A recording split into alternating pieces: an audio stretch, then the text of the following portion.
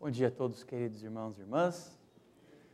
Que a graça e a paz do nosso Senhor Jesus enchem os nossos corações de alegria por podermos estar na sua casa, nessa manhã, casa de oração, lugar onde nós encontramos a família da fé, onde nós encontramos o ombro amigo, onde nós encontramos a palavra de Deus que guia os nossos passos, que dirige a nossa vida, que acalenta a nossa alma, que refrigera a nossa alma. Como é bom termos esse tesouro em nossas mãos, a palavra do nosso Deus. Você que está em casa, pela internet, acompanhando este culto, que Deus abençoe a sua vida, a sua família também. Você é muito bem-vindo aqui entre nós, mas que Deus possa também abençoar o seu coração aí no seu lar. Nós vamos abrir todos juntos no Salmo 33, essa santa palavra que nos foi deixada. Vamos nos colocar de pé, amados? E vamos fazer uma leitura alternada desse salmo, que nos ajuda a perceber a ação de Deus e a sua graça que é derramada sobre o povo que o busca, o nosso anseio pelo nosso país, para que Deus nos abençoe nesse período de eleição, para que Deus nos abençoe nesses dias difíceis que teremos daqui para frente, tomar decisões. Esse salmo nos ajuda a pensar um pouco sobre isso. Lerei os versículos ímpares e os irmãos os versículos pares. Diz assim: Exultai, ó justos, no Senhor, aos retos fica bem louvá-lo. Celebrai o Senhor com harpa, louvai com cânticos na sua alegre e restaura. Entoai-lhe novo cântico, tangei com arte e com júbilo. Porque a palavra do Senhor é reta, e todo o seu proceder é fiel. Ele ama a justiça e o direito. A terra está cheia da bondade do Senhor. Os céus por sua casa se fizeram, e deu sopro de sua boca o exército deles. Ele ajunta em montão as águas do mar, e em reservatório encerra as grandes vagas.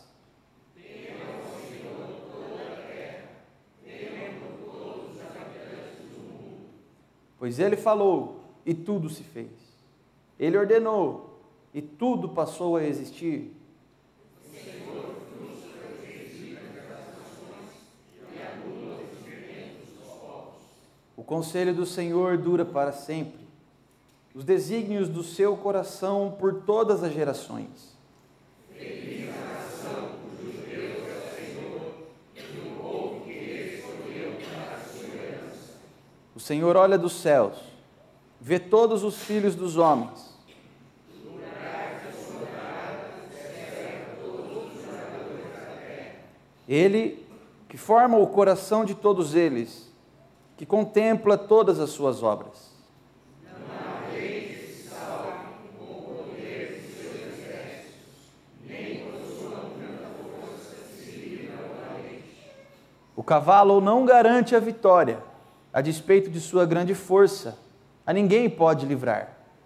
Eis que os olhos do Senhor estão sobre os que temem, sobre os que esperam na sua misericórdia. Para livrar-lhes a alma da morte, e no tempo da fome conservar-lhes a vida. Nossa alma espera no Senhor, nosso auxílio e escudo.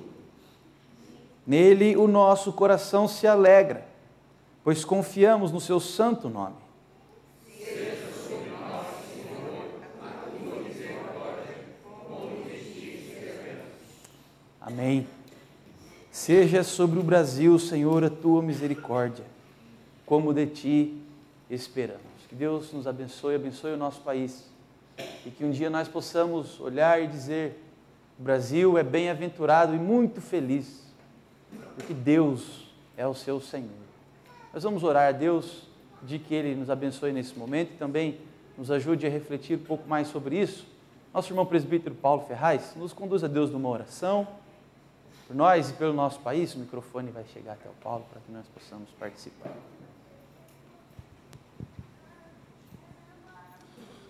Senhor nosso Deus, nosso Pai, nós louvamos, nós bendizemos o Teu santo nome, pela Tua bondade, graça e misericórdia, pelo qual o Senhor nos distingue, que o Senhor destina a nós esses bens de forma tão maravilhosa. Nós somos gratos, ó Pai, porque nós podemos nos reunir neste país onde há essa liberdade, a despeito de, em outras nações, não ser isso possível. Nós temos isso e, por isso, o nosso coração se enche de alegria e é grato a Ti. Mas nós suplicamos, nesse dia em que se celebra a independência do Brasil, que as Tuas bênçãos estejam sobre o nosso país, que a Tua graça inunde os corações daqueles que estão colocados em graus de comando. E nestes dias em que se prepara, o país se prepara para nova eleição, que as palavras deste salmo, as promessas nele contidas, sejam uma realidade para nós. Que haja clareza no espírito daqueles que estão votando, que haja clareza no espírito daqueles que estarão sendo eleitos, para que possamos realmente dizer que somos uma nação feliz, porque temos o Senhor como nosso Deus. Ajuda-nos a isso, Senhor. Ajuda principalmente aqueles que, eleitos, que durante todo o exercício de seu mandato possam estar fazendo de maneira incorrupta. Nós pedimos isso porque sabemos que o poder pode corromper, mas a ação do Teu Santo Espírito pode tornar incorruptível o coração humano. E é por isso que nós suplicamos que Tu estejas presente não só neste 7 de setembro, mas também durante a eleição e durante todo o período em que forem os eleitos, estiverem cumprindo os seus deveres. Em nome de Jesus nós oramos, Senhor, confiados no... Amém. Minha pátria para Cristo. Nós desejamos que o Brasil seja independente da opressão, mas que ele seja completamente dependente de Cristo, do seu amor e da sua graça. Vamos cantar juntos este hino, hino 603 do nosso hino.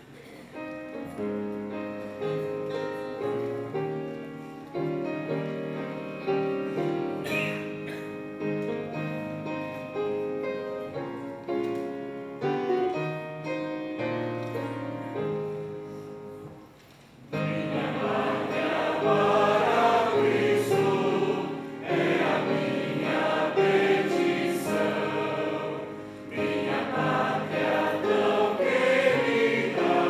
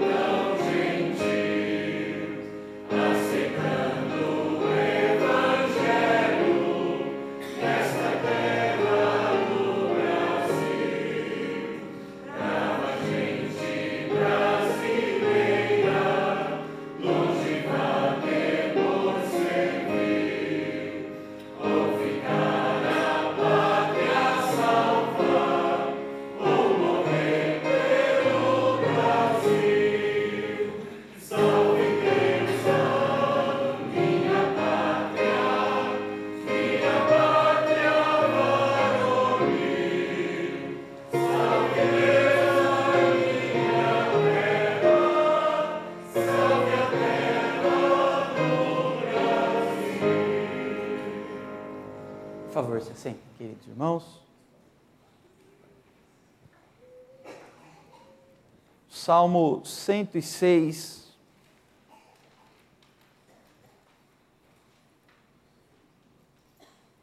Nós temos a oportunidade nesse salmo de nos olhar no espelho. Esse salmo nos ajuda a conhecermos um pouco mais de quem Deus é e de quem nós somos. Como nós somos carentes e necessitados dele, devemos buscá-lo sempre mais e mais. Diz assim: aleluia, rendei graças ao Senhor porque Ele é bom, porque a sua misericórdia dura para sempre. Quem saberá contar os poderosos feitos do Senhor ou anunciar os seus louvores? Bem-aventurados os que guardam a retidão e o que pratica a justiça em todo o tempo. Lembra-te de mim, Senhor, segundo a tua bondade para com o teu povo. Visita-me com a tua salvação, para que eu veja a prosperidade dos teus escolhidos e me alegre com a alegria do teu povo e me regozije com a tua herança. Pecamos como nossos pais. Cometemos iniquidade, procedemos mal. Nossos pais no Egito não atentaram às tuas maravilhas, não se lembraram da multidão das tuas misericórdias e foram rebeldes junto ao mar, o mar vermelho. Mas ele os salvou por amor do seu nome, para lhes fazer notório o seu poder. Repreendeu o mar vermelho e ele secou, e fê-los passar pelos abismos como por um deserto. Salvou-os das mãos de quem os odiava e os remiu do poder do inimigo. As águas cobriram seus opressores, nenhum deles escapou. Então creram nas suas palavras e lhe cantaram louvor. Cedo, porém, se esqueceram das suas obras e não lhe aguardaram os desígnios. Entregaram-se à cobiça no deserto e tentaram a Deus na solidão. Concedeu-lhes o que pediram, mas fez definhar-lhes a alma. Tiveram inveja de Moisés no acampamento e de Arão, o santo do Senhor. Abriu-se a terra e tragou a Datã e cobriu o grupo de Abirão. Ateou-se um fogo contra o seu grupo e chama abrasou os ímpios. Em Horebe fizeram um bezerro e adoraram o ídolo fundido. E assim trocaram a glória de Deus pelo simulacro de um novilho que come erva. Esqueceram-se de Deus, seu Salvador, que no Egito fizera coisas portentosas, maravilhas na terra de Cã, tremendos feitos no Mar Vermelho. Tê-los-ia exterminado, como dissera, se Moisés, seu escolhido, não se houvesse interposto, impedindo que sua cólera os destruísse. Também desprezaram a terra aprazível e não deram crédito à sua palavra.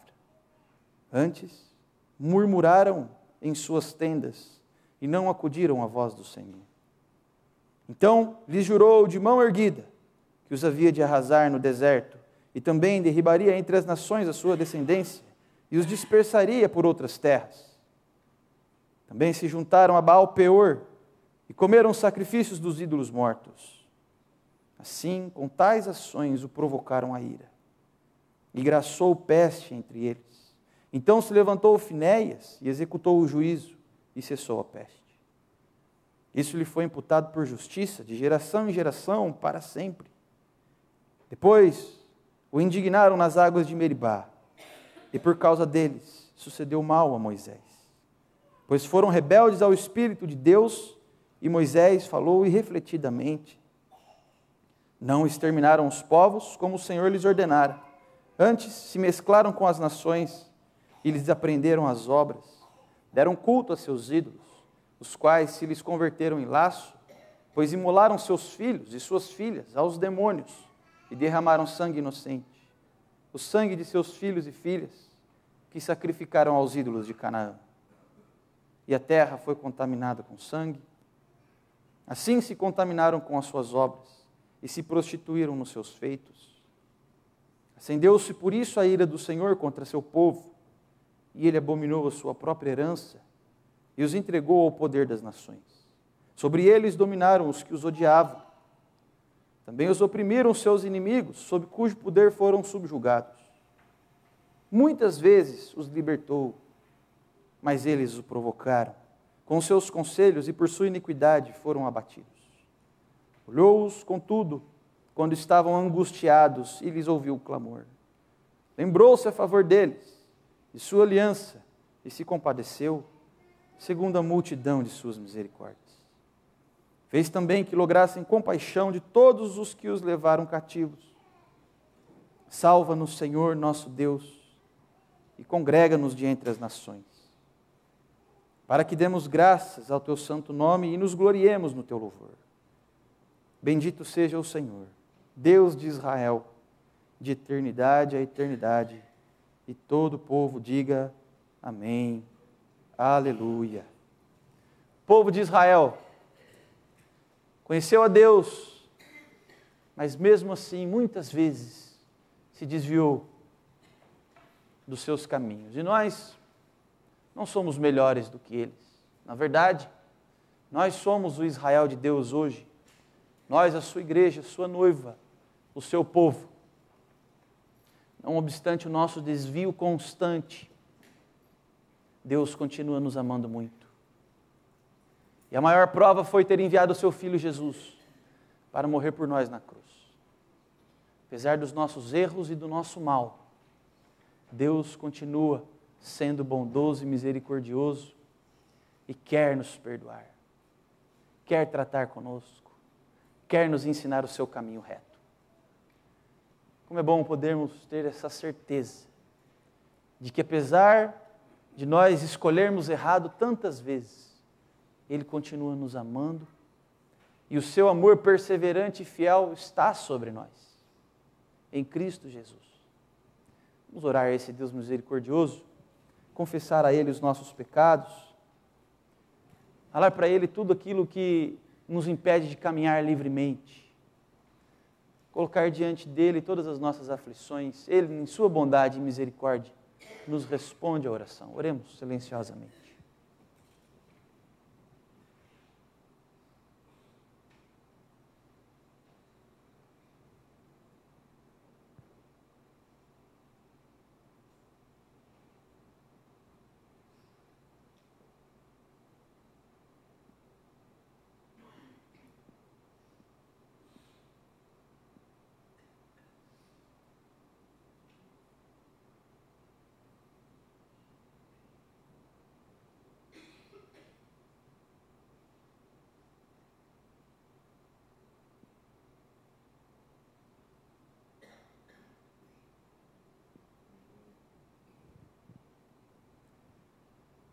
Senhor nosso Deus, Deus poderoso em obras, em feitos, Deus bom e misericordioso, levamos a Ti mais uma vez os nossos corações, ó Pai, sabendo quem somos. A Tua palavra nos ajuda a discernir as nossas faltas, ainda aquelas que nos são ocultas, ó Deus. Tem misericórdia de nós. Quantas vezes durante essa semana, ó Deus, pecamos contra Ti, com pensamentos, olhares, palavras, atitudes, omissão, entristecendo o Teu Espírito Santo, e muitas vezes, ó Deus, sendo indiferentes à dor do nosso semelhante. Tem compaixão de nós, Pai querido, porque nós somos pequenos e fracos.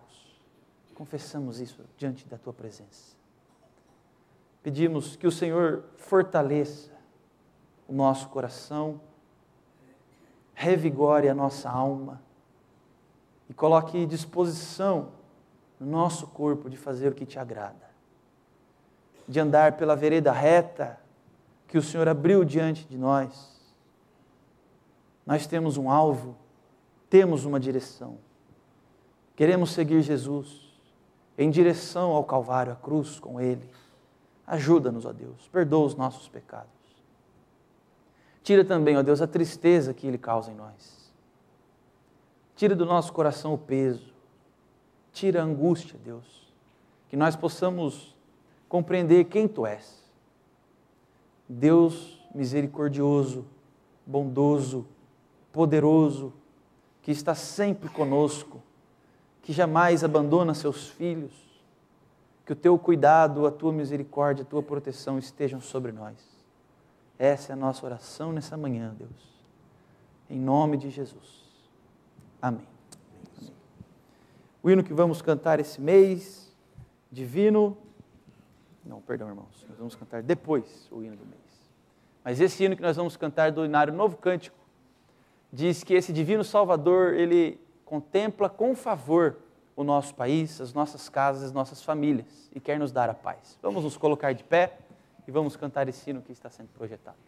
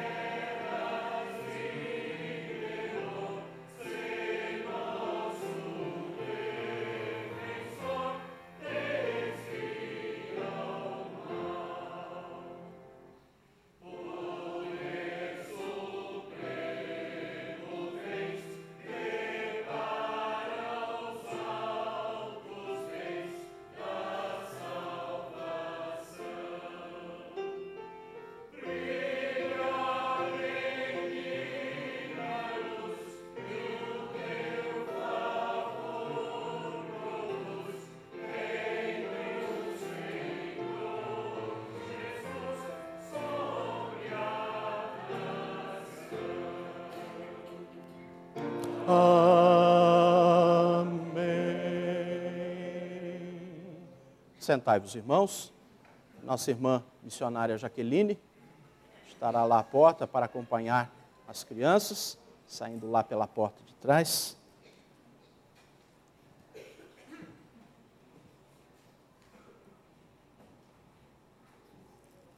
Quero saudar também a todos os irmãos e irmãs com a graça e a paz do nosso Senhor Jesus Cristo. Amém? Estava hoje cedo me lembrando da minha época de criança, quando aguardava o 7 de setembro, para ir para a rua, para ver principalmente o desfile militar. Acho que quando a gente é criança, a gente vê aquele desfile militar e aquilo parece tão imponente, né, que nos impressiona. E aquilo me impressionou tanto que eu queria ser militar um dia, eu queria ir para a aeronáutica, queria ser aviador. Mas Deus me fez alçar outros voos. Mas também me lembro quando a escola desfilava no 7 de setembro. E eu me lembro que fui caracterizado uma vez de Pero Vaz de Caminha. Imagina, um baixinho, vestido de Pero Vaz de Caminha, contando a história do Brasil. E hoje, queridos irmãos, nós lembramos mais uma data cívica no nosso país. E eu gostaria de refletir um pouco dentro desse contexto com os irmãos nesta manhã. Será que nós somos verdadeiramente independentes? A liberdade é um direito conquistado e que nós não queremos abrir mão dela, da liberdade. Mas será que verdadeiramente somos livres? Será que vivemos numa nação verdadeiramente independente? Eu creio que sim, relativamente. Como já foi lembrado em oração aqui, quantos países estão fechados para o Evangelho, não se pode pregar, e nós livremente fazemos isso em nossa pátria. Não temos, pelo menos, uma perseguição acirrada e instituída, apesar que velada em alguns setores. Mas será que verdadeiramente somos livres? Será que vivemos numa nação verdadeiramente livre? Precisamos refletir sobre isso, queridos irmãos, para não acharmos que não há ainda muita coisa a fazer. O Senhor Jesus Cristo disse: conhecereis a verdade vos libertará. Quantas vidas estão ainda aprisionadas ao pecado, aos vícios, à idolatria reinante nesse país? Quantas estruturas ainda no nosso país são escravizantes? Como acabamos de cantar neste hino, ainda há pobreza em nossa nação. Quantas crianças abandonadas, quantos idosos abandonados. Pastor Fernando, hoje, na sua pastoral, nos faz lembrar que, como igreja, nós devemos ser sal e luz para proclamar esta nação que em Cristo, somente nele, é que verdadeiramente nós seremos livres. Por isso, a proposta desta manhã é esta, é decretarmos, nesse 7 de setembro, dependência e vida. Dependência de Deus, dependência em tudo do Senhor Jesus Cristo, de nos rendermos a Ele em total obediência, porque aí sim nós haveremos de experimentar verdadeira liberdade. E eu tomo nesta manhã para a nossa reflexão a lembrança do Êxodo, a lembrança da Páscoa, lá no Êxodo. E no capítulo 3, nós lemos como tudo começou. Deus falando com Moisés no meio da sarça ardente. Capítulo 3 do livro de Êxodo. Apacentava Moisés o rebanho de Jetro, seu sogro, sacerdote de Midian, e levando o rebanho para o lado ocidental do deserto, chegou ao monte de Deus, a Horebe. Apareceu-lhe o anjo do Senhor numa chama de fogo, no meio de uma sarça. Moisés olhou, e eis que a sarça ardia no fogo, e a sarça não se consumia. Então disse consigo mesmo: irei para lá, e verei essa grande maravilha, porque a sarça não se queima. Vendo o Senhor que ele se voltava para ver, Deus do meio da sarça o chamou e disse: Moisés, Moisés. Ele respondeu: eis-me aqui. Deus continuou: não te chegues para cá, tire as sandálias dos pés, porque o lugar em que estás é terra santa. Disse mais: eu sou o Deus de teu pai, o Deus de Abraão, o Deus de Isaque, o Deus de Jacó. Moisés escondeu então o rosto, porque temeu olhar para Deus. Disse ainda o Senhor, e preste atenção nisto: Certamente vi a aflição do meu povo que está no Egito, e ouvi o seu clamor por causa dos seus exatores. Conheço-lhe o sofrimento, por isso desci, a fim de livrá-lo da mão dos egípcios, e para fazê-lo subir daquela terra a uma terra boa e ampla, terra que mana leite e mel, o lugar do cananeu, do eteu, do amorreu, do ferezeu, do eveu e do jebuseu. Pois o clamor dos filhos de Israel chegou até mim, e também vejo a opressão com que os egípcios os estão oprimindo.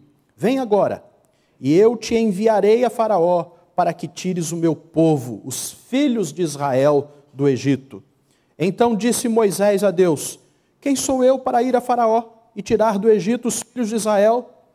Deus lhe respondeu: eu serei contigo, e este será o sinal de que eu te enviei. Depois de haveres tirado o povo do Egito, servireis a Deus neste monte. Disse Moisés a Deus: eis que quando eu vir os filhos de Israel e lhes disser, o Deus de vossos pais me enviou a vós outros, e eles me perguntarem qual é o seu nome, que lhes direi? Disse Deus a Moisés: eu sou o que sou. Disse mais: assim dirás aos filhos de Israel: eu sou, me enviou a vós outros. Disse Deus ainda mais a Moisés: assim dirás aos filhos de Israel: o Senhor, o Deus de vossos pais, o Deus de Abraão, o Deus de Isaque, o Deus de Jacó, me enviou a vós outros. Este é o meu nome eternamente, e assim serei lembrado de geração em geração. Vai, ajunta os anciãos de Israel e dize-lhes: o Senhor, o Deus de vossos pais, o Deus de Abraão, o Deus de Isaque, o Deus de Jacó, me apareceu dizendo: em verdade vos tenho visitado e visto o que vos tem sido feito no Egito.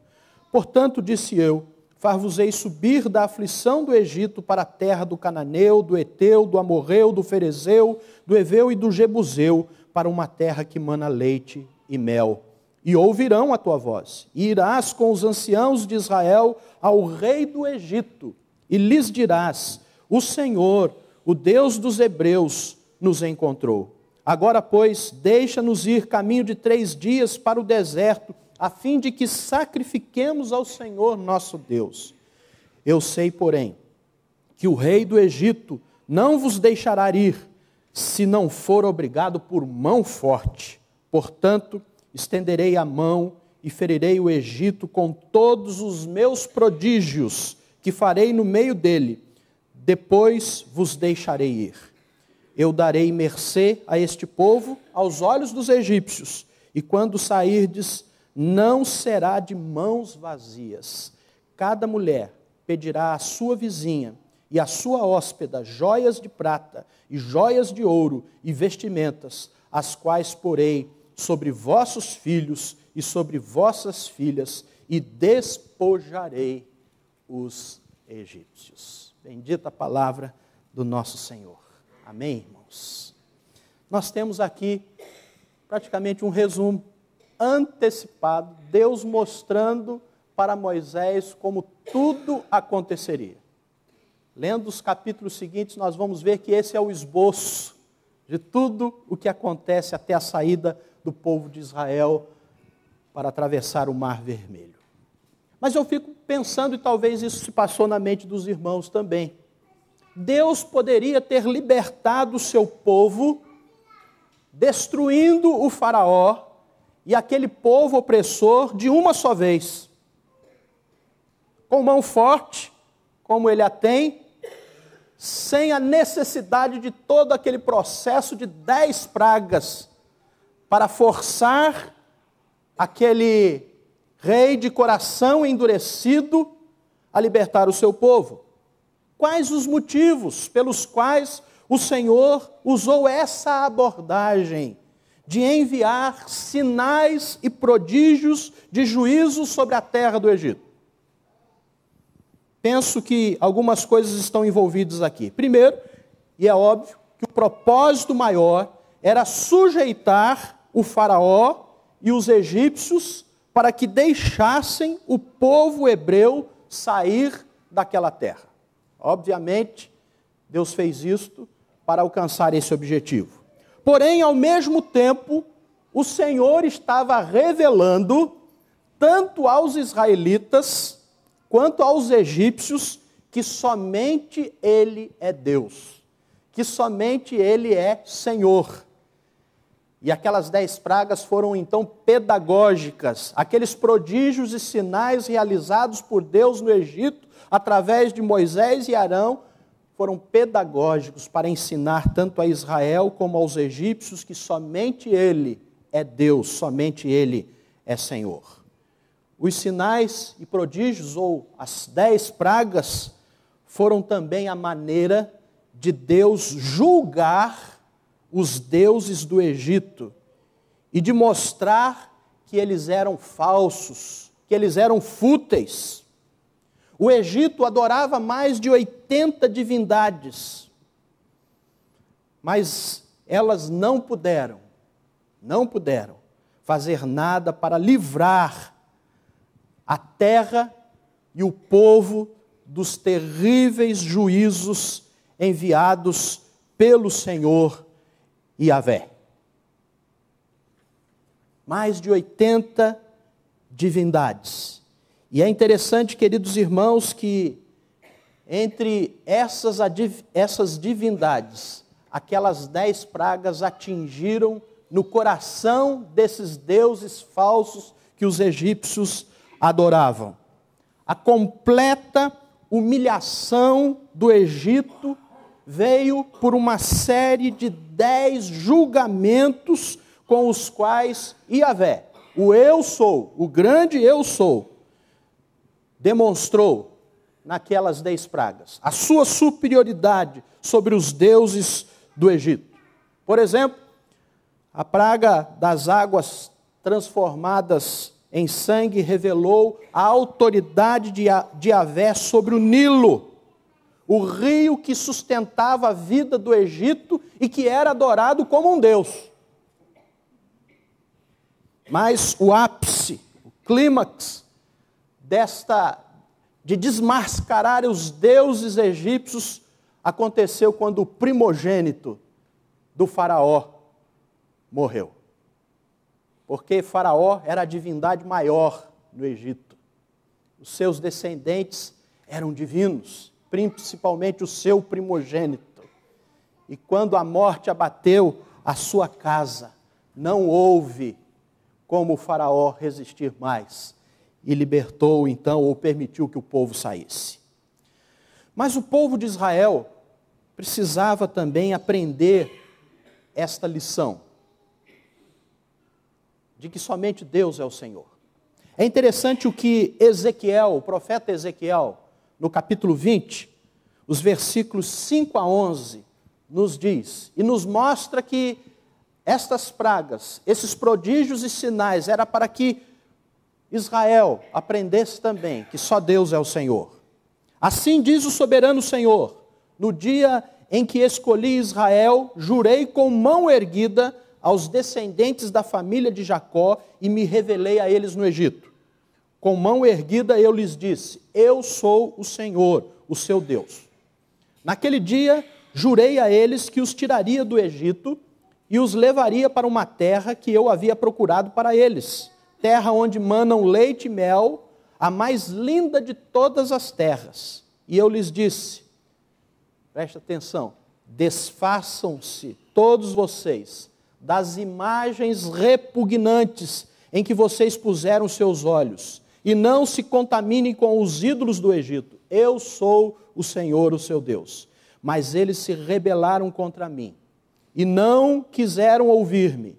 Não se desfizeram das imagens repugnantes em que haviam posto seus olhos, nem abandonaram os ídolos do Egito. Por isso, eu disse que derramaria a minha ira sobre eles e que lançaria a minha indignação contra eles no Egito. Mas por amor do meu nome eu agi, evitando que o meu nome fosse profanado aos olhos das nações, entre as quais estavam, e à vista de quem eu tinha me revelado aos israelitas para tirá-los do Egito. Por isso eu os tirei do Egito e os trouxe para o deserto. Eu lhes dei os meus decretos, e lhes tornei conhecidas as minhas leis, pois aquele que lhes obedecer viverá por elas. Viverá por elas. Veja que era necessário aquela demonstração de poder e prodígio para que o povo também entendesse que os deuses são falsos. Aqueles deuses que aquele povo, quando saiu da terra, ainda carregou na sua mala algumas daquelas imagens repugnantes que eles adoravam no Egito.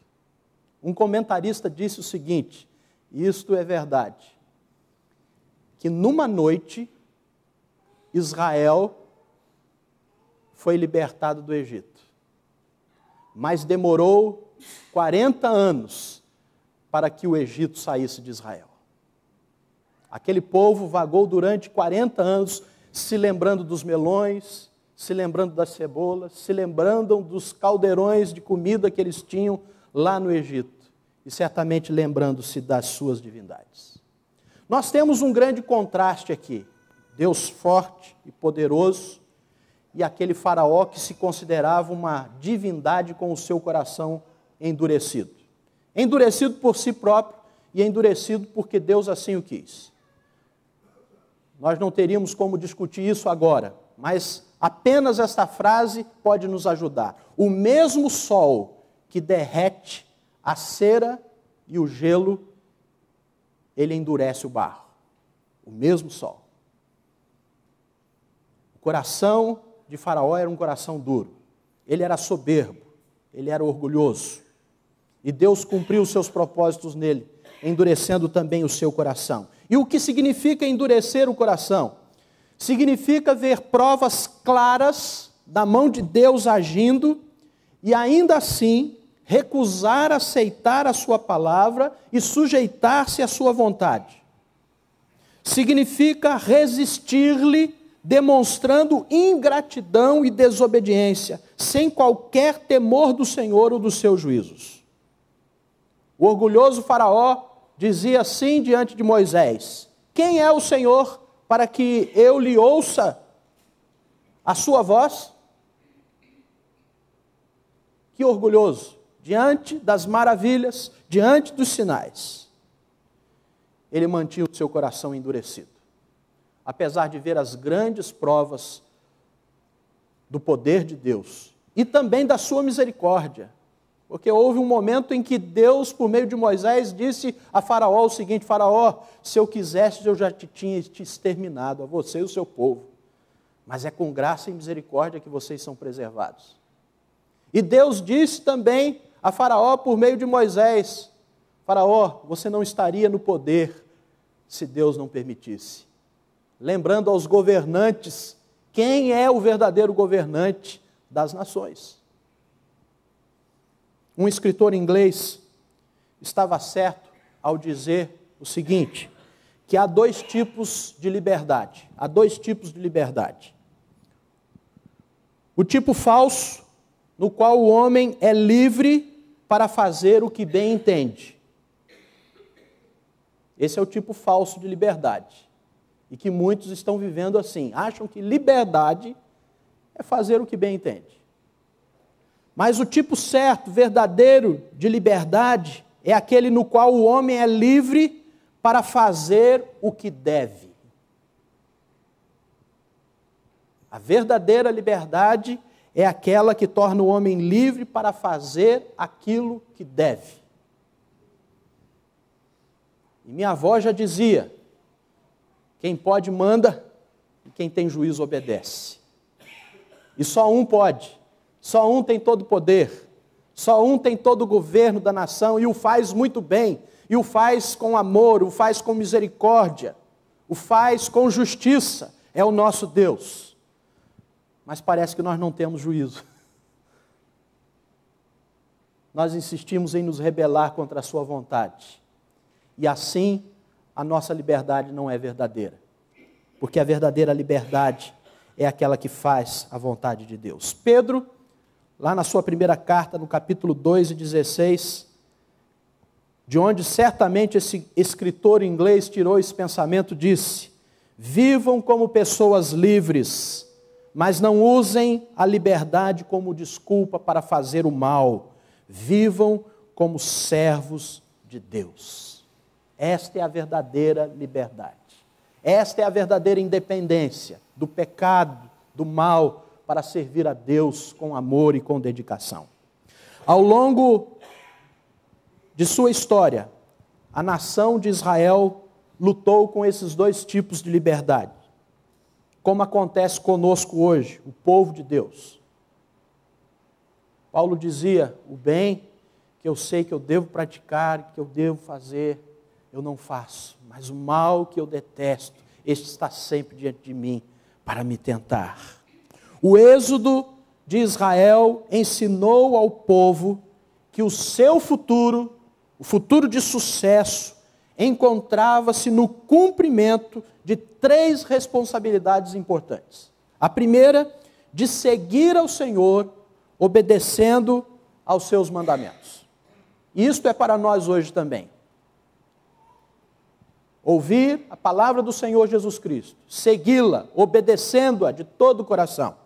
Mas também o sucesso de Israel e o nosso sucesso, na nossa trajetória, na nossa caminhada, depende de confiarmos no Senhor, em tudo, para termos vida, e vida em abundância. E também, tanto para o povo de Israel como para nós, adorar e louvar ao Senhor, reconhecendo quem Ele é, e o que Ele fez, e o que Ele faz.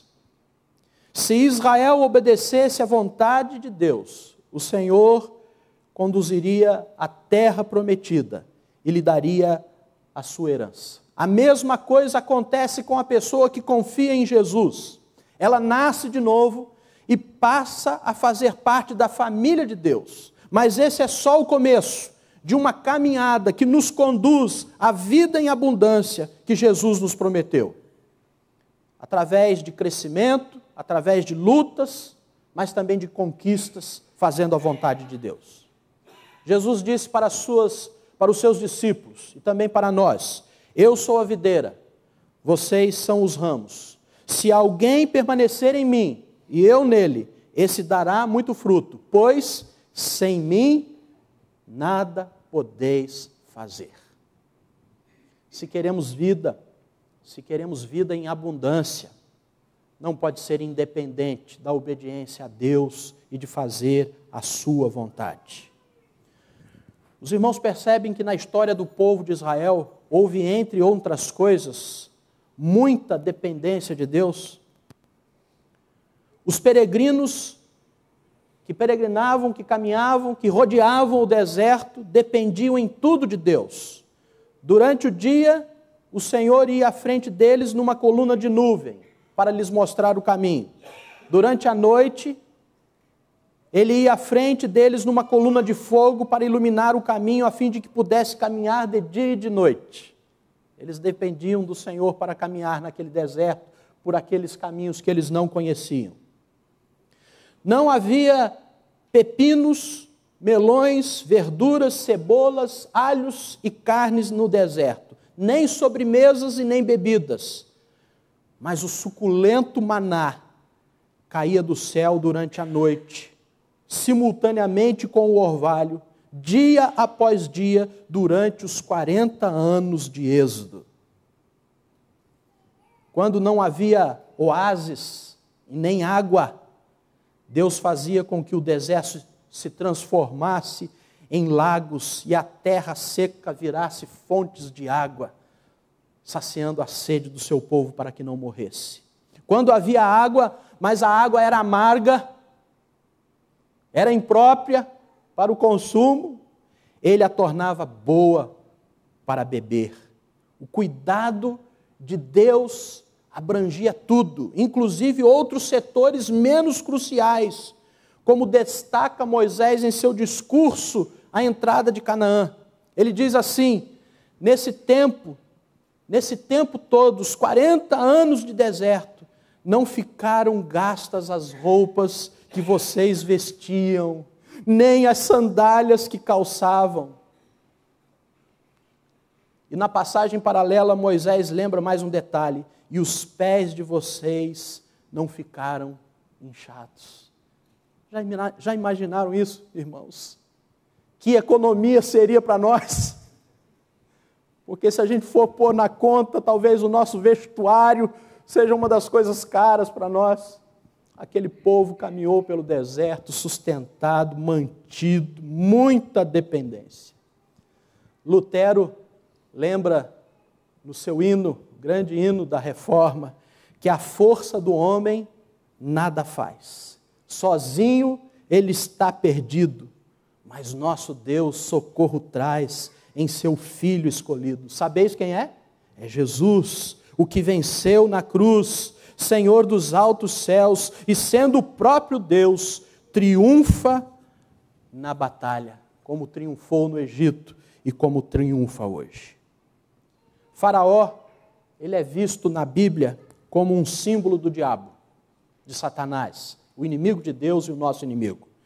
O Egito é símbolo do mundo também, que quer nos desviar de Deus e da sua palavra. E a libertação do povo do Egito é símbolo da redenção e da conversão. Entretanto, antes do povo sair do Egito, Faraó tentou de diversas maneiras reter o povo na escravidão, através dos seus ardis e através das suas armadilhas. E é isso que Satanás tenta ainda fazer hoje, roubar a nossa verdadeira liberdade, que é fazer a vontade plena de Deus no nosso viver.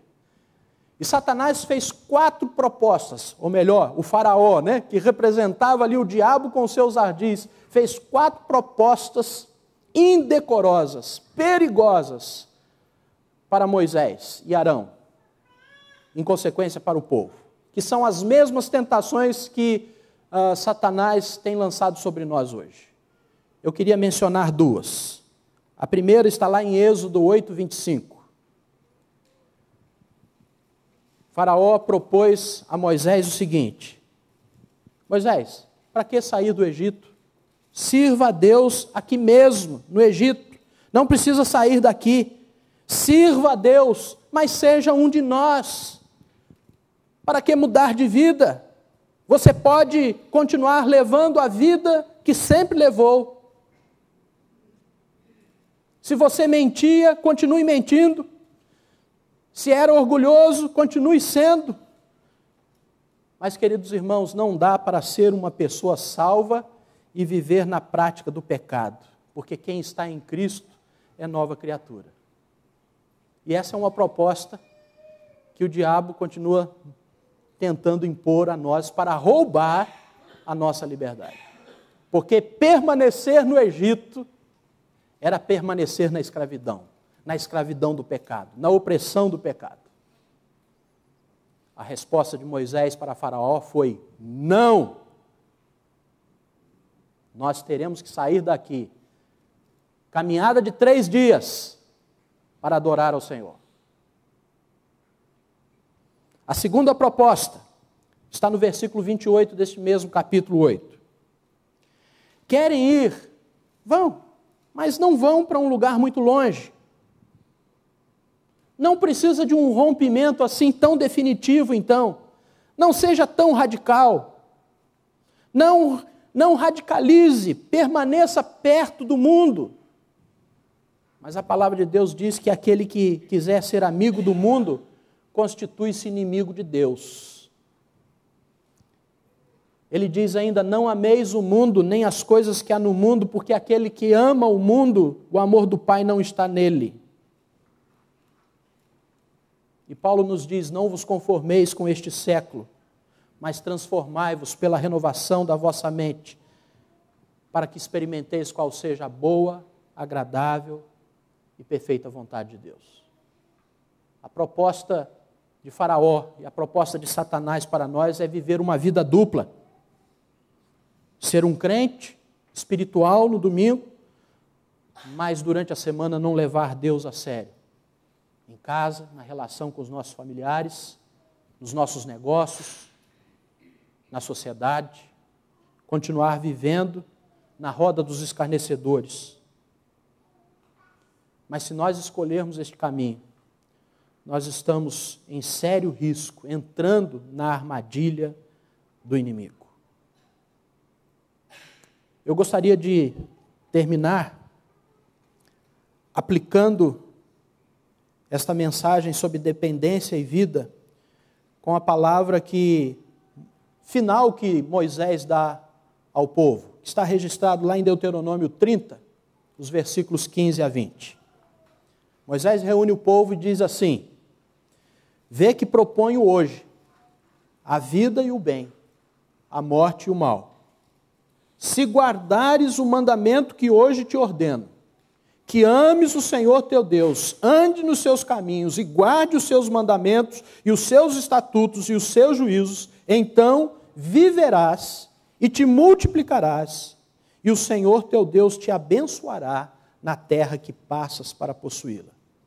Porém, se o teu coração se desviar, e não quiseres dar ouvidos, e fores seduzido, e te inclinares a outros deuses e os servires, então hoje te declaro que certamente perecerás. Não permanecerás longo tempo na terra a qual vais passando o Jordão para possuíres.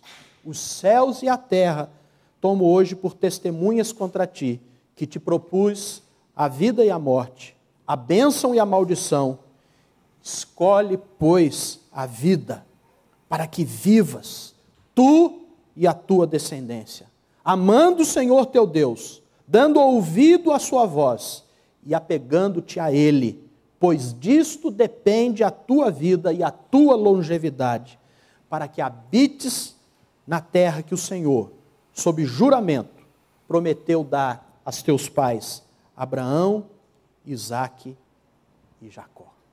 Escolhe, pois, a vida, dependendo de Deus, ouvindo a sua voz, não tendo um coração endurecido diante da sua palavra, diante dos seus sinais e prodígios, mas vivendo uma vida de inteira dependência de Deus.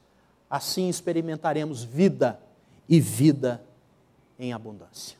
Que Deus nos abençoe, queridos irmãos, e que nesse dia em que comemoramos a independência relativa do Brasil, nós possamos decretar a nossa liberdade completa e plena, nos rendendo inteiramente ao Senhor Jesus e à sua vontade.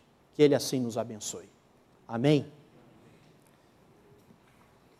Agora sim, este é o hino do mês, o hino 177, nome que inspira o meu louvor, nome acima de todo nome, nome a quem devemos nos render.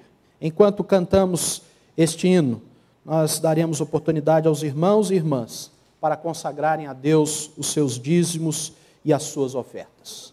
Nós vamos nos colocar de pé, nossa irmã Yara vai tocar uma vez, todo o hino como de costume, para que possamos conhecer a sua melodia, e assim vamos aprendendo domingo após domingo.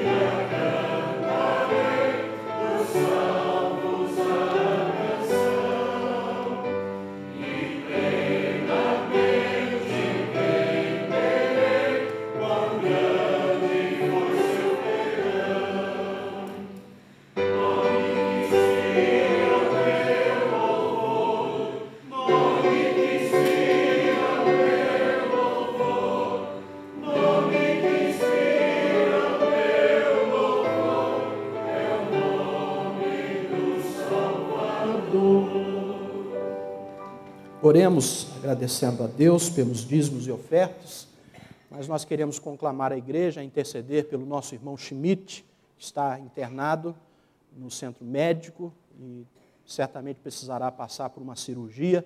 Vamos estar intercedendo pelo nosso irmão. E lembrando também aos irmãos que no próximo domingo nós teremos uma programação especial aqui com o Grupo Concerto, participando do culto matinal e da nossa escola dominical. Oremos ao Senhor.